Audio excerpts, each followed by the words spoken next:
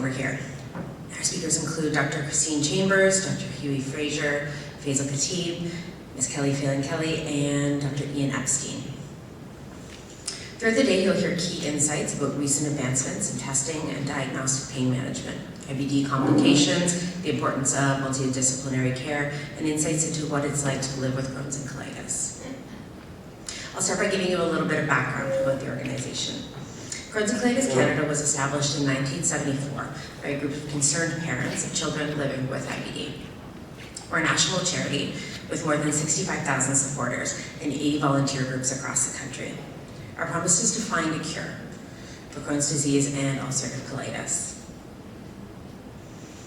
Our goal is also to improve the lives of children and adults that are affected by these diseases. We want the general public to have an understanding and be aware of what these chronic diseases are and the fact that they take a toll on nearly 250,000 Canadians every day.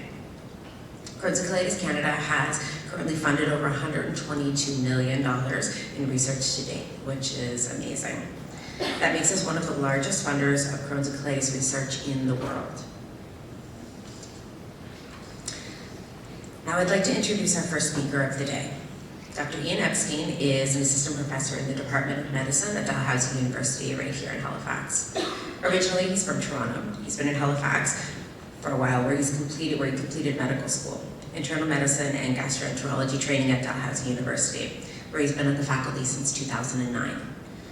His clinical interests include inflammatory bowel disease, as well as irritable bowel and gastrointestinal motility. Academic interests include medical education and the medical humanities. He's currently serving as the program director at Dalhousie Internal Medicine Residency Training Program. Dr. Epstein will be presenting the key findings from the 2018 Inflammatory Bowel Disease in Canada report. So please join me in welcoming Dr. Epstein.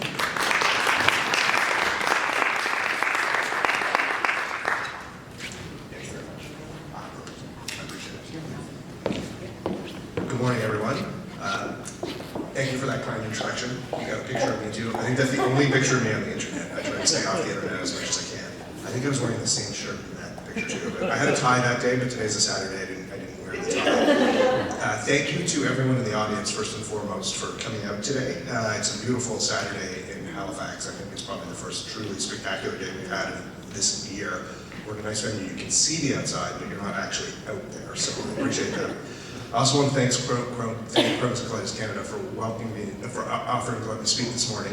I do love coming to these forums, interacting with public, patients, my colleagues. I'm looking forward to the panel later today where we'll have a chance for questions. I'm up here for half an hour or two, and so if there are questions that come up through, feel free to jump up to one of the mics or just stand at your table and project. Hopefully I'll have a few minutes for questions at the end. I plan to take about 20 minutes to take you through some of the highlights of the 2018 Impact of Inflammatory Bowel Disease in Canada report that was released last November. And the Crohn's Colitis Foundation asked me to present this today, so I appreciate it. It's not my original work, but I'm happy to present it on behalf of Crohn's Colitis Canada. So this report was intended to raise awareness and understanding about the state of Crohn's and colitis in Canada by providing up-to-date data, up-to-date statistics relevant for the general public, patients, doctors, nurses, stakeholders to help guide the future for us here in Canada dealing with inflammatory bowel disease. It's intended to provide guidance for changes we need in delivery of care and help guide future research. So it's really a visionary and important report. The report was developed in conjunction with multiple people. I think in total, you can see on the slide, there was about 25 authors. These are leading researchers and leading clinicians in Canada in inflammatory bowel disease. Gil Kaplan is a name that may be familiar to some people out of Calgary. He's a truly fantastic IBD clinician, doctor, and researcher. He's been out here a couple of times to speak. He was one of the leads on this. There was a couple of local people involved, Dr. Otley at the IWK, Dr. Jennifer Jones, the director of our IBD clinic at the QE2, involved amongst these 25, and of course lots of leadership from Crohn's Colitis Canada. These 25 people were broken up into two groups, a steering committee who identified group members to go ahead into a working group and provided overall research guidance, reviewed and approved the report and wrote sections of it. It's a report that came out, I think it's I was trying to read it last night to be really up to date on it. It was released last November. It was about 237 pages, I think, something around that. And so it's broken into multiple sections that were developed by multiple working groups. So the working groups identified the research, the data sources, they wrote the sections, they provided feedback, and then, as I say, it was released in November, and there's a PDF on the Crohn's Colitis Canada website, if anyone wants to check that out, if they're inspired after my talk today. There were also a summary that was published just recently in the Canadian Journal of Gastroenterology, just in February of this year. So that's also available online. You can access both those resources. So let's get into it. Let's get into the findings to kind of set the stage for what we talk about the rest of the day today. This is the perfect talk to sort of set the stage about why we need future directions, future innovations like you're going to hear about from Dr. Fraser, about ultrasound, future innovations like increasing collaborative practice you're going to hear about from Kelly Phelan-Kelly. You'll see why all these talks today are important when we finish going through the next 10 slides or so. So first and foremost, the reason it's important that we develop innovative ways to care for IBD and that we invest in research and we invest in people to manage it is that it is not a rare condition. Inflammatory bowel disease affects approximately 270,000 Canadians. That's 1 in every 140 people. So it's no longer a rare or esoteric thing that only a gastroenterologist can diagnose. It's being diagnosed all over the place, all over the country, everywhere now. And it's something that you heard from the introduction that I'm very interested in medical education. We're starting to emphasize and teach how to diagnose and start the treatments. Even for medical students need to know about this. It's something that's now becoming a commonplace disease in Canada. And it's growing in its frequency. The data suggests that the trajectory is upward, not stagnant. And so by 2030, it's estimated that nearly 403,000 Canadians will have a diagnosis. So it's growing at a rapid rate as well. I'm not so good at math, but that's close to doubling in the next 12 to 15 years. I know it's not doubling, but it's close. You're getting from the 200s to the 400s. So we'll round it off. IBD is also a global disease. This report, released last November, is a Canadian report, but we situated it in a global context. And so at the turn of the 21st century, countries in Asia, Africa, and South America are also reporting a rise in IBD. And while the occurrence in IBD in Canada exceeds pretty much all other countries, IBD is rising worldwide. So it's not an isolated Canadian problem, but in many ways, Canada is at the forefront where it seems to have this rate of 1 in 140. It's growing at a rapid rate here. And many of you probably know this, Canada is leading the way in treatments and research as well. And so it's important we continue to do that as this becomes a global disease, and so that for our patients both at home and worldwide, we can continue to improve things and be leaders. Within Canada, the slide's a little gray maybe at the back. It's too sunny outside, the weather's too good in an overcast day.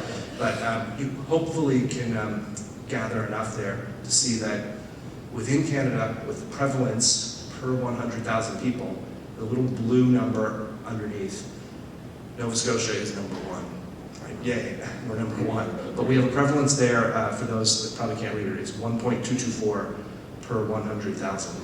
And that's significantly higher than other regions of Canada, where the numbers are in the range of 600 to 700.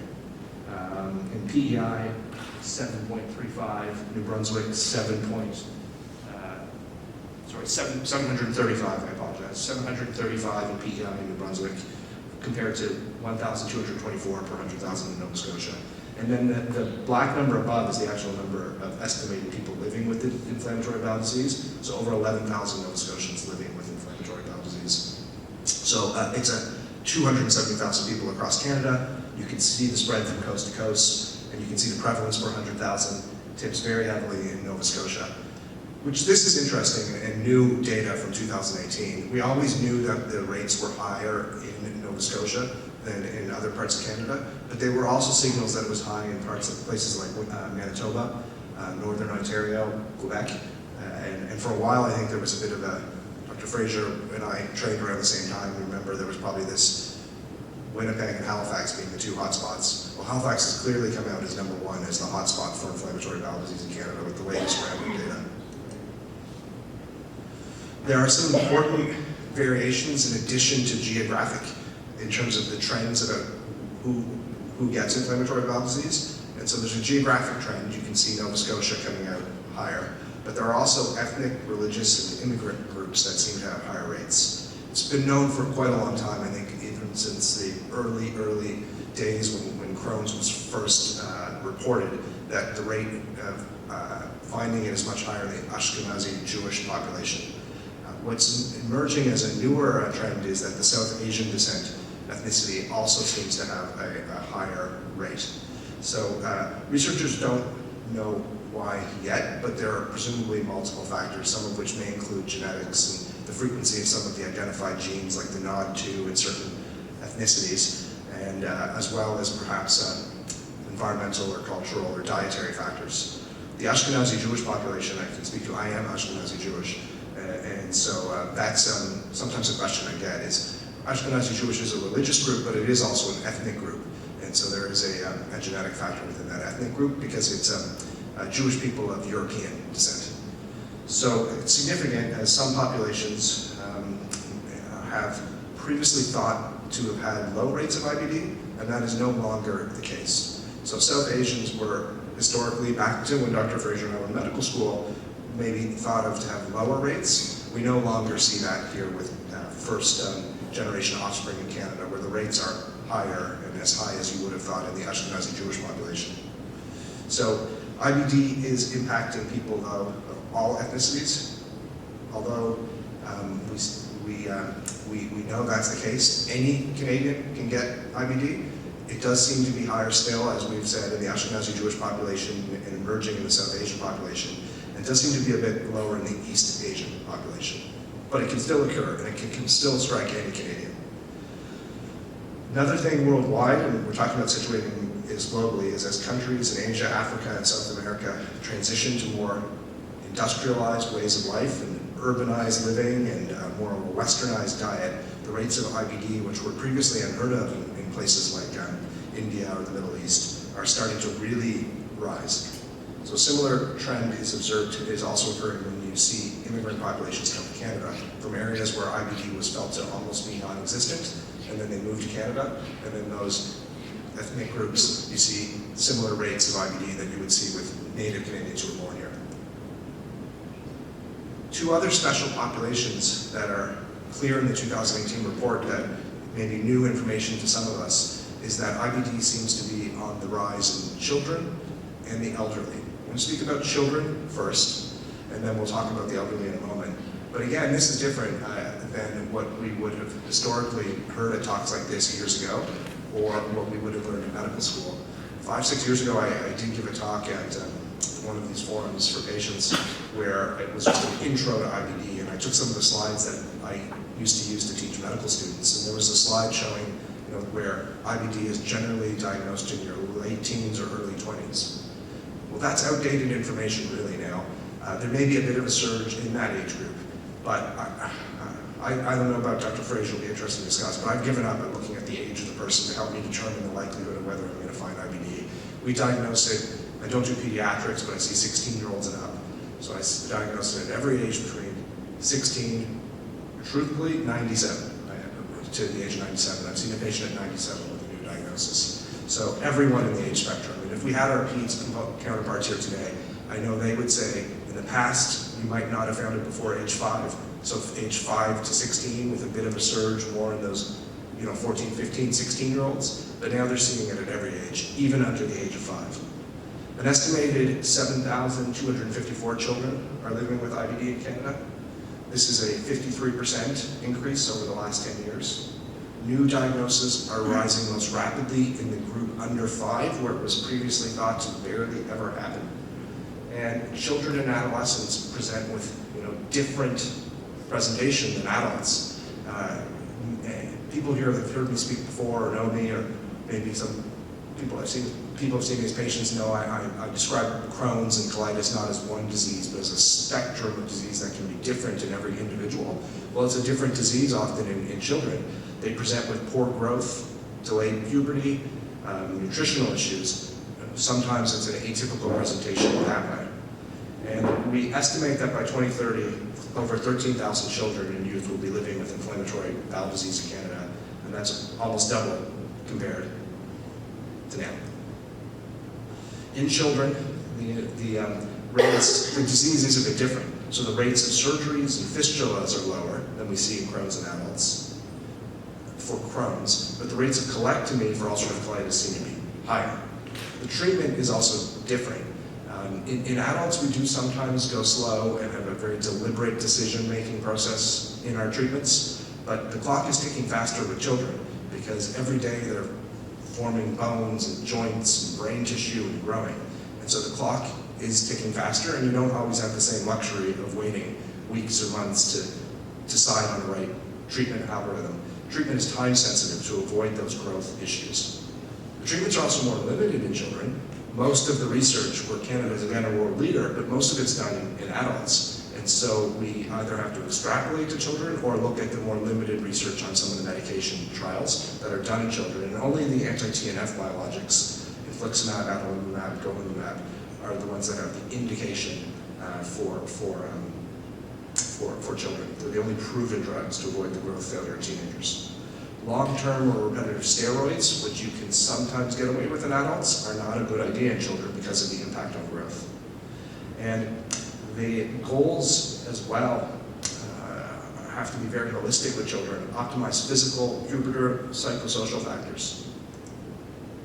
The other group I alluded to, seniors. And so approximately 1 out of every 160 individuals over the age of 65 in Canada is living with IBD, compared to that rate overall of about 1 in 140 for the population as a whole. So you can see it's not that much different over the age of 65, which again goes somewhat contradictory to what we would have taught medical students and spoken about in forums like this 5, 10, 15 years ago, where we thought this was a disease that usually had onset younger. The Canadian healthcare system must be prepared for the rising number of seniors that are going to be living into an older age with IBD and or getting de novo new diagnoses of IBD over the age of 65. It's the fastest growing group of people living with Crohn's and colitis in Canada, and it presents a major challenge to the patients themselves, families, care providers, our healthcare system. The rising rates of seniors, it's the result, as I've said a few times already, about new diagnoses made in the population. Advancing age previously wasn't thought, as the advancing age previously diagnosed patients carry the disease also. The people are living longer, they get diagnosed, they live into their 80s, 90s, so there's more people with IBD in their 80s and 90s now, and then the new diagnoses are growing as well. In the senior population, ulcerative colitis does seem to be more commonly diagnosed with Crohn's disease. The next slide here also comments that Crohn's disease may be more limited to the colon, so maybe more your Crohn's colitis or your indeterminate colitis in a senior. And fistulas and extraintestinal manifestations that we see more often in new diagnosis in, say, your early 20s may be less common as you get older. And they have a comment here that elderly onset IBD may follow a longer course. That's not necessarily true, though, because elderly patients often will have more comorbidities, have more frailty, be on more medications, and so the more frequent hospitalizations. And so the management can actually be more difficult. And although the actual inflammation from the IBD may not be as severe in someone who's 20, the impact on their overall health might actually be more severe because they also have diabetes and high blood pressure and have had a heart attack and are on a warfarin medication. And so we see tremendously difficult cases to manage in elderly patients. So the treatment may be more challenging because of what I've alluded to. They also are at higher risk of infections, comorbidities, so that's other medical illnesses, interactions with multiple medications they may be on. And we often may steer away from biologics because of some of those concerns.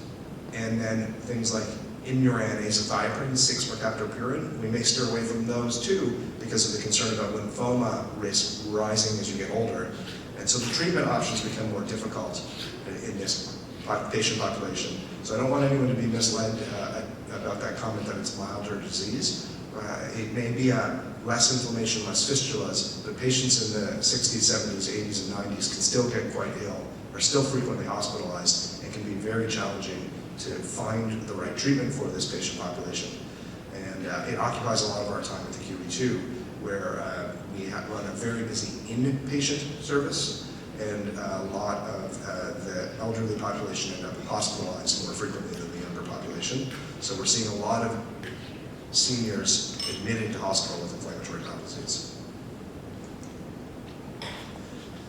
The 2018 impact report also, in addition to focusing on some of the demographics that we've been alluding to, focused on some of the risk factors.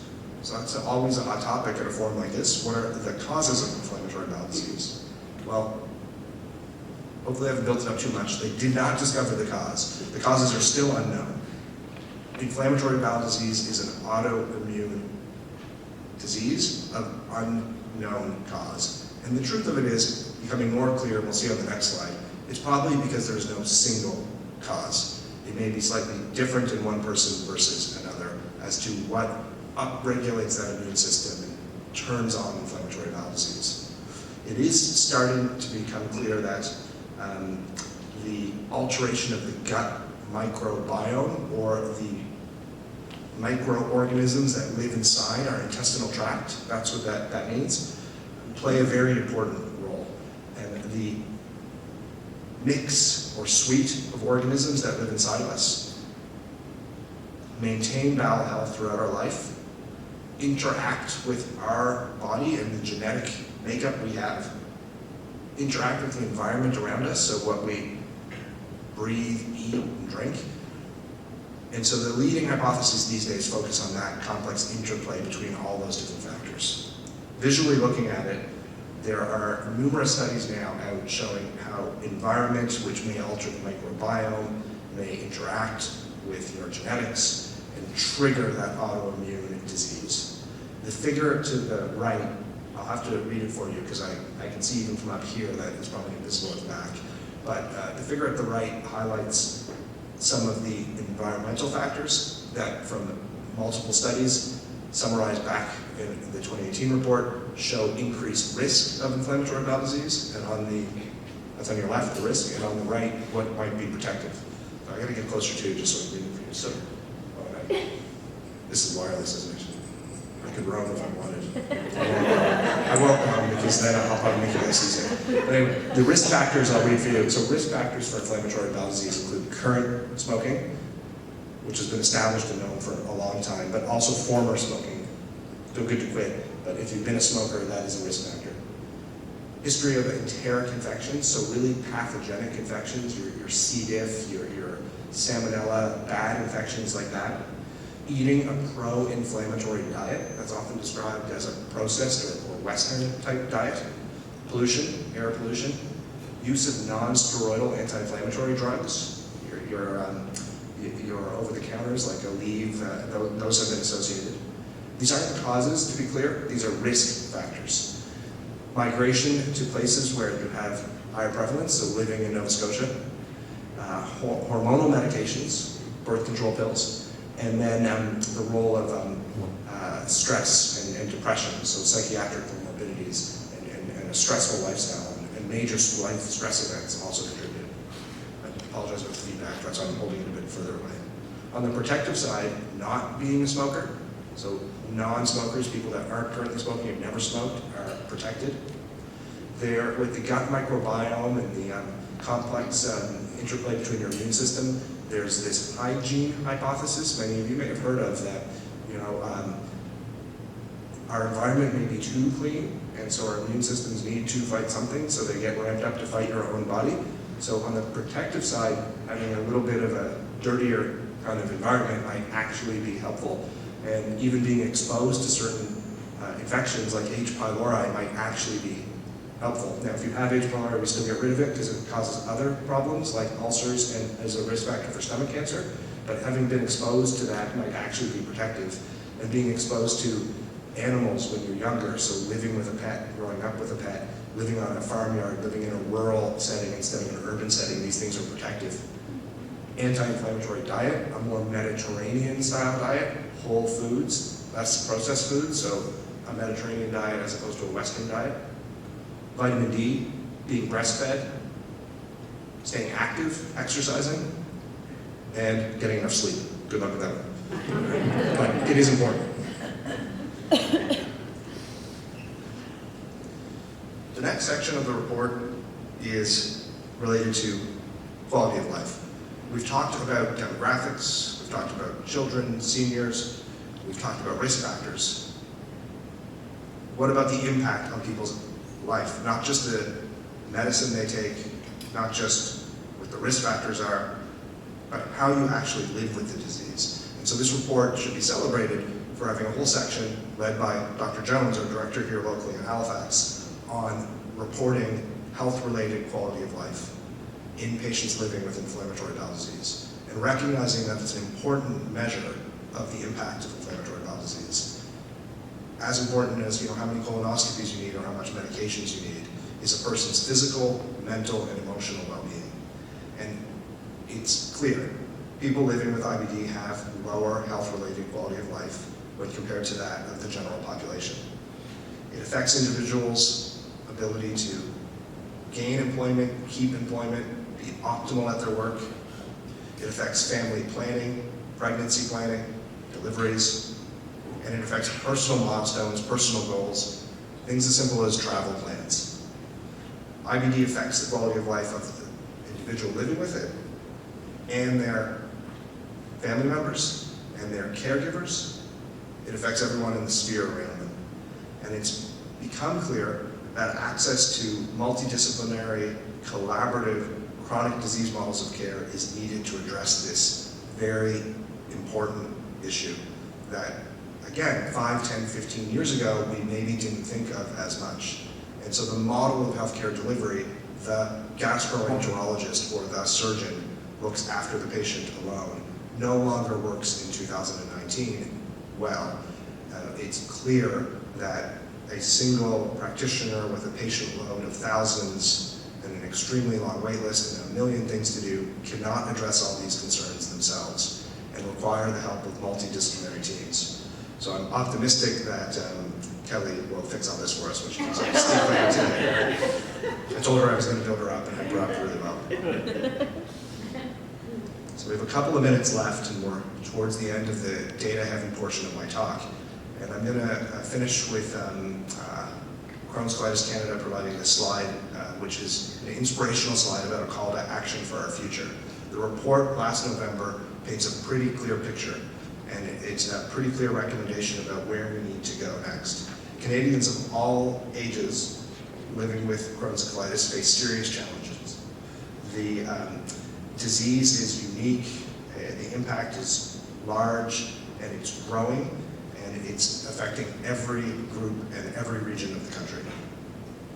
We need to move forward on this report, and having had it published in February in the Canadian Journal of Gastroenterology last fall, having it available widely online is important.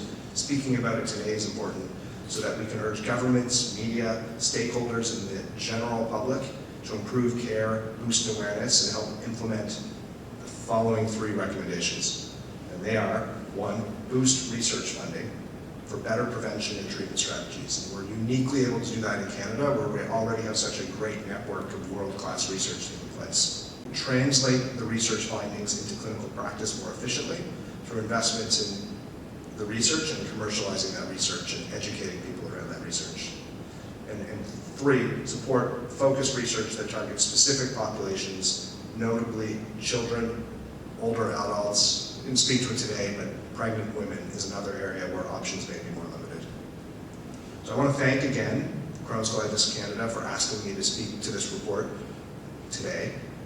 This is the list of the steering committee led by Gil Kaplan at the top, who I mentioned from Calgary, and Eric Benchamal, who's a pediatric gastroenterologist in Ottawa, as well as Charles Bernstein, Sanjay Murthy, Jeff Mewing, Alain Baton, Kate Lee, Jane Cook-Lauder, Shabnaz Sadiq, Joseph Windsor, and Fox Underwood. I won't read all the names of the working group committees because there's quite a lot. Like you can see, there was a group on epidemiology, cost, direct costs and direct costs, the quality of life group, special populations for seniors, special populations for children. There was a working group on extraintestinal diseases, a working group on IBD research, and we had 2 local participants, as I said at the outset, Dr. Jones and Dr. Otley. So special thank you to them. We're the Halifax group here today. Next is Dr. Fraser, so I'll go back. I think I'm looking at the schedule on the clock here. I still have 5 minutes at the podium, and that's delivered for questions. I think I'll be back for the panel again later. But please, if anyone has any questions or comments or wants to add anything, I think there are 2 mics at the back, or 1 mic at the back corner over there, where I can.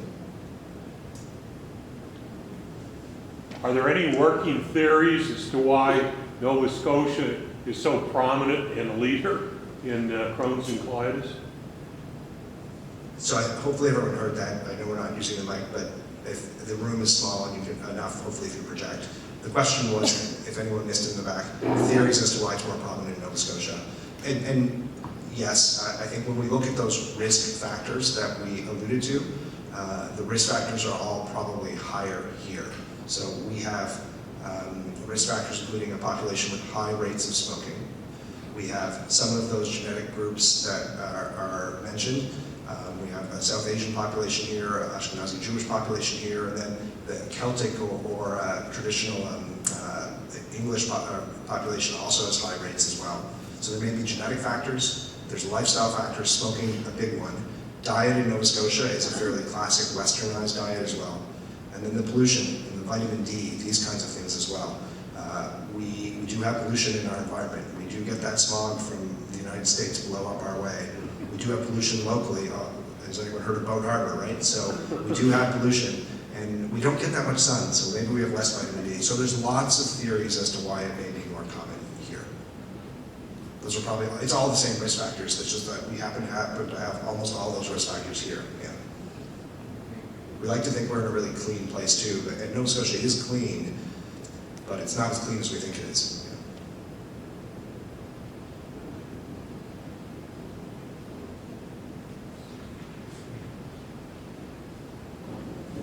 We'll be back for the panel later today. So if people think of questions they didn't get a chance to ask now, oh, there is one. We have time. Okay, perfect, because we probably still have 2 minutes.